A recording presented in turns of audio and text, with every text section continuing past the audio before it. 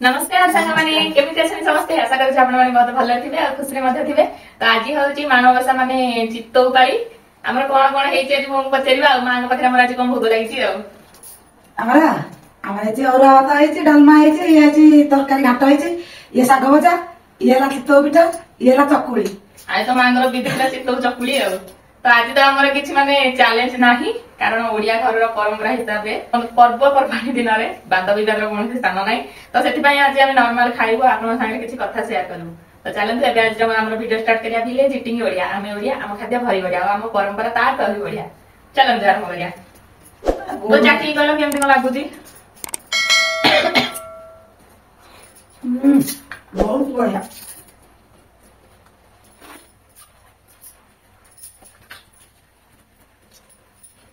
कदली पत्र खाइबा जो मते खाइ मन करे नाही आई तो तार विधि विधान आज महालक्ष्मी घर तो कदली पत्र खाइबा था। आज हम जन मिसिक रोसे करछ हम बहुत चित्त बसन मु चकुली बच्चा सब बाटम करछि आ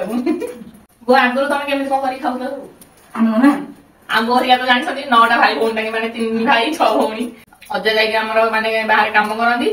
जणे खटिले 10 जण खाली नो सेतले ताले हम बोलरे खाउ किंतु बोलला मंद वाले हमर माने कि माने 3-4 किलो चावल कुटा होछि किंतु सेतले बहुत मजा खाए मिसी समस्त सब कथा करथले ढेकीरे धान कुटिबो ढेकीरे चुना कुटिबो आ बापा गोड़ हांडी देकी आंदेबे बारिया मन गोड़ गोड़ हांडी उठे माठिया मन चाइदबो एकादरे 3-4 किलो चावल रे 2-3 किलो गोड़ एक गोड़िया कानी गोड़े रसा मंडारे हंडारे कानी आइतबो अटकाई आ मंडा बिटा केतरे खरी सुगुरा थिबो खरी सुगुरा सुगुरा करथिबो गोड़े बुझारे जे ते मंडा खाइ माने एई मंडा नहीं राशि मंडा हबो चना मंडा हबो मुग मंडा हबो नडिया मंडा कोन नडिया सबरे पड़े नडिया हाते नथिला गोटे नडिया रे सबसे टिके टिके खाली ना को विधि किंतु सेतले खाइबा कम पइला खाइबा कम मिलु थोड़ा समझ नहीं करो बिना आसारान को हमर ना मौसम तेरा बापा जो दही पखाड़ा पानी आमे करू चित्ते दा चकुली बिडा करी खाबो चित्तो पानी हम चकुली करी खाबो मंडा मंडा पानी मंडा करू गंठा अटकाली करू के लोक जति रात उठी की करी आमे करी खाबो साका तो गाधई पळे रात रात सेतले माने मिसिल गोटे जिंस खुशी मजा करी खानी एंगे बे आगु जति कि आमे आगु को जाउ जे हम संपर्क मान सती छिड़ जाउ अबे खाई होनी भलो एतरा पिठा बनाई दो ले सकाळ उठू पिठा लाग दांत बसी पिठा दरनु खाए एबे जो डेवलपमेंट कला रोग हरि समस्त बसिले मु तो रोग नेला मु कहूची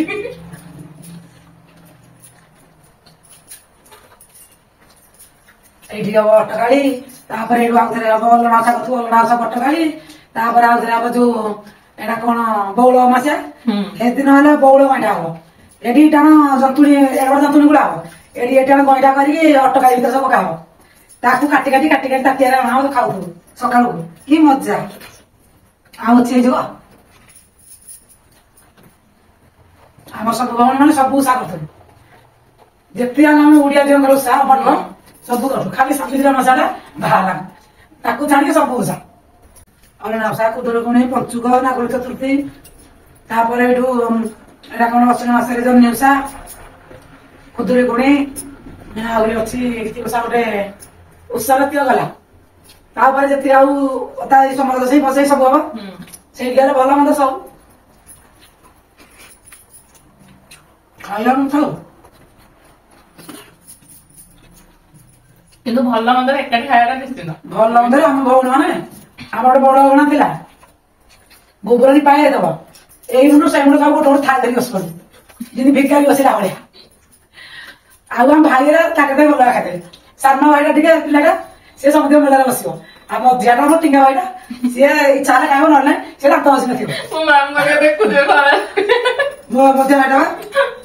भल मंद हो जाओ से बेसी खाइबो तारे स्टी जुडिया खाइबो भात चिपची खाओ आ मो बड़ भाई से मुआ सुकुमार भाई तर बाइगण बुड़ा खाइबनी साग खाइबनी संतला एबे सदा संतला खाइबनी सिया हम हरी से दारुडो लगा रखी हमर सब बिदेओ आ सानटा मिसालेला सब गौण मन खाले मिसी खाओ सब करियो सेतला देवरा खुशी एबे आ नाही करिया उलो पुचा पुआ दियो तो सिगा लसर समझे बाकर भाई घंटे के लसर उपा माडे के लसर ता कोले जोटे जुडा ता कगा दियोती सानो होई ଏବେ ସେ ବଡ ପିଲାଟେ ହେଇଗଲାଣି ଆଉ ତାକୁ କିଏ ଦଉଛି?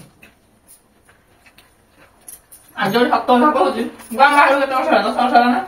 ଆମ ଦୁଇ ଜଣ ଭିତରେ କେତେ ଝଗଡା ହେଇଛି ଗୋଟେ ଥର ହେଇଥିଲା ଜୋର ହେଇଥିଲା ଏଇଟା ହଉନି ସେଇ ଝଗଡା ତ ଲୋକ କହିଲେ ତୋ ପୁଅ ବୋଉ ଘର ଛାଡିକି ପଡିଲେ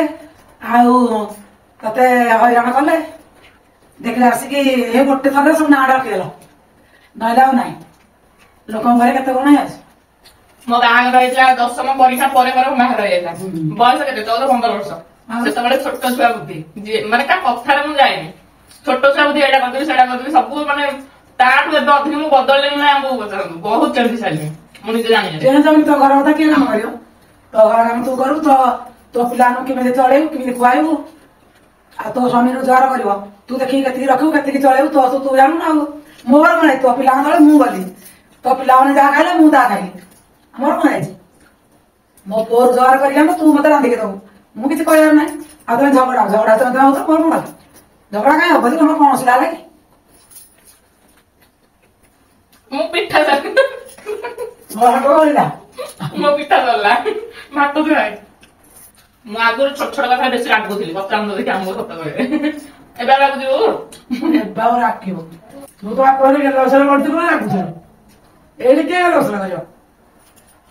ମୁଁ ତ ତୁମକୁ ଚଟୁ ବାହାର ଦେଇଥିଲି ଭାତ ଭଲ ଲାଗିଲା ନା ପିଠା ସବୁ ଭଲ ମତେ ପିଠା ଭଲ ଲାଗିଲା ଖାଇଦେବୁ ଆଜି ତ ଗୁରୁବାର ତୁ ଯେମିତି ଯାହା କର ସବୁ ଭଲ ମୁଁ ସବୁ ତୁ ଦେଖୁନୁ ମୋ କଲିରେ ଗୋଟେ ଭାଗ ଅଛି ସବୁ ଛାଡିଦେଲି ହଁ ଆଜି ମୁଁ ଆରମ୍ଭ ବିରୋଧନ ହେଇଛନ୍ତି ଘରେ ଆଉ ରଖିବି କୋଉଟା ଆଜି ଭାବିଥିଲି ଆପଣମାନଙ୍କ ମେସେଜ ପଢି ବୋଲି କିନ୍ତୁ କାମ ଇଏରେ ମାନେ ମେସେଜ କାଢି ପାରିନି ଆର ବାର ତ ଟୋଟାଲ ଟାଇମ ହିଁ ହବନି ଭିଡିଓ ବନେଇବା ପାଇଁ ମୁଁ ମୋ କଥାରୁ କହୁଛି ଯୋଉଦିନ ବୋହୂ ମାନେ ଶାଶୁ ମାନଙ୍କୁ ନିଜ ମା ଭଳିଆ ଦେଖିବେ ଶାଶୁ ବୋହୂ ସମ୍ପର୍କ ମା ଝିଅ ଭଳିଆ ହେଇଯିବ ଏଇଟା ସତ କଥା এটা তো জানিয়া কথা ଆଉ ତମେ ତ ମୋ ପାଖରୁ ଆସିଲ ତମେ ଆଉ ମୋ ପାଖରୁ ଯିବ ଆମକୁ ଯଦି ମନ ଧରି ନ ଚଳିବ ତମକୁ ଆମେ ତମ ମନ ନ ଧରି ଚଳିବୁ ଘର ଚଳିବ କି ଆଉ ଜଣେ ଖାଲି ଶାଶୁକୁ ବୋଉ ଖାଲି ଦେଖିବ ମା ଭଳିଆ ଆଉ ମା ଶାଶୁଟା କଣ ଦେଖିବ ଝିଅ ଭଳିଆ ଦେଖିବାକୁ ତାକୁ ପଡିବ ଝିଅଠୁ ତାକୁ ଅଧିକ କଲେ ସିଏ ହବ ଝିଅ ଆଉ ବୋହୁଟାକୁ ଖାଲି ତୁ ଝିଅ ଭଳିଆ ଦେଖିଦେଲେ ଉପରେ ହବ କି ଝିଅ ହବ ପର ବୋହୁ ହବ ନିଜର ଏବେ ହଉନି କି କିନ୍ତୁ ଶାଶୁ ବେଶୀ ସମୟ କାହା ପାଖରେ ରହିବ ବୋହୁ ପାଖରେ ଅଧିକ ସମୟ ଶାଶୁ ପାଖରେ ରହିବେ ଆଉ ଝିଅ ତ 15-16 ବର୍ଷର ଶାଶୁଘର ଗଲା ବହୁତ ଜୀବନ ସାରା ଘରେ ରହିଲା ଆଉ କଣ ଆଉ ସେ ମା ଝିଅ ନା କଣ ସମସ୍ତେ ଭାବନ୍ତି ନା ମୋ ସାଙ୍ଗ କରୁଛି ମୁଁ କାହିଁକି ତାଙ୍କୁ ଖାଇବାକୁ ଦେବି ସେଇ ଭାବଟା ବଦଳାଇବାକୁ ପଡିବ